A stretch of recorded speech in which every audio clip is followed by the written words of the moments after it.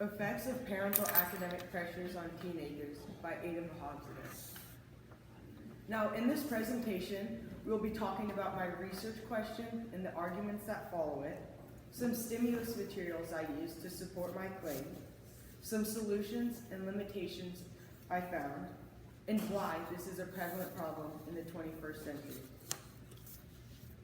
So my research question is, how does parental academic pressures affect teenage students in the 21st century? According to Hamid Ozan of Ezekiel Osman Ghazi University, parental pressure for academic achievement on students and associated academic stress increase the student's fear of being evaluated negatively at school, which in turn affects the student's self-esteem. My argument is that stress burnouts from parental academic pressures negatively affect a child with stress, anxiety, and depression, all of which are far worse than bad grades. The counterargument to this, however, is that enforcement on test prep or homework results in a child's compliance and overall better grades. However, the majority of the time, the parent overestimates their child's capabilities, which results in what I argue for.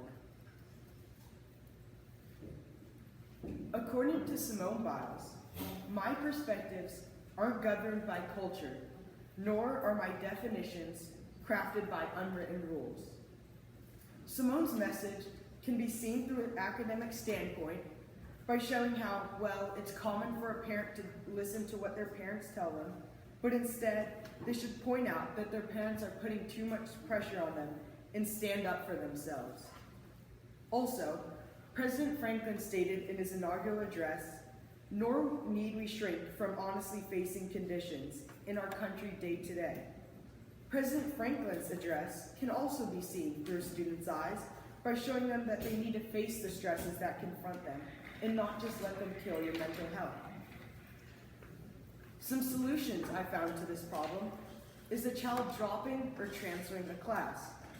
Switching a child to a class that they can handle immense academic pressures can help reduce their stress and overall provide a better life. Another solution is a child receiving counseling. Talking to someone that isn't the child's parents tends to be positive to their well-being.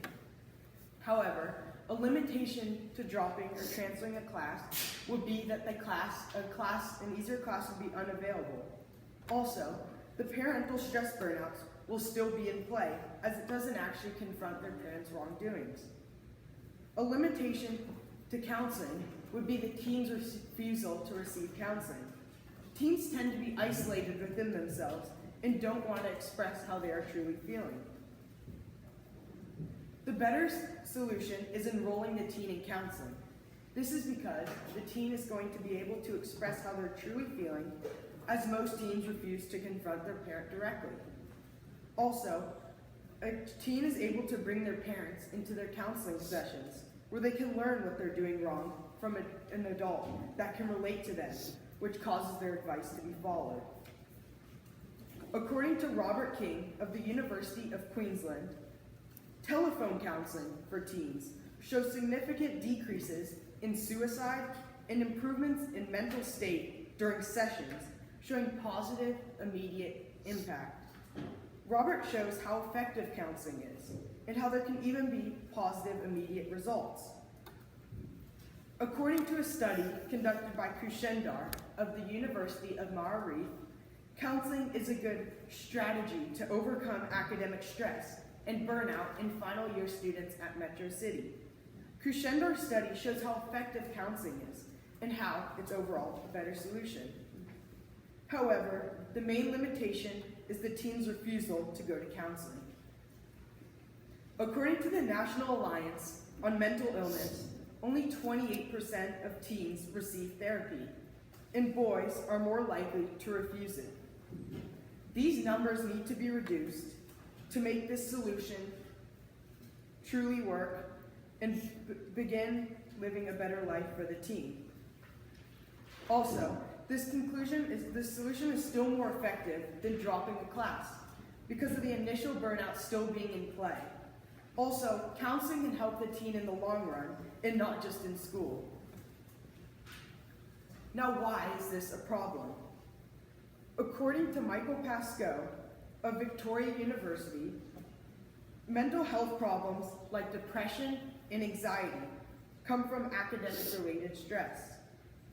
Also, according to Christine Denning of the University of Amsterdam, low self-esteem is connected to academic stress, which affects the student's quality of life. Lastly, according to Jifeng Ying of the Ministry of Education in China, there are significant correlations among academic stress, suicidal risk, and regulatory emotional self-efficacy. Thank you. Thank you, Aidan. So Aidan, how did you select the strategies you used to gather information or conduct your research? And were they effective? I selected the strategies I used by, at first, I looked at the counterclaim to my argument, and because I focused on the main problems with their thinking and kind of connected it to both my thinking that it's bad to get that parental academic stress is not beneficiary to the student, and combining it with how it's also how the parent can also be right. I focused on counseling because I feel like counseling could benefit the student and the parent, because the student may behave better at home because of the counseling. Okay.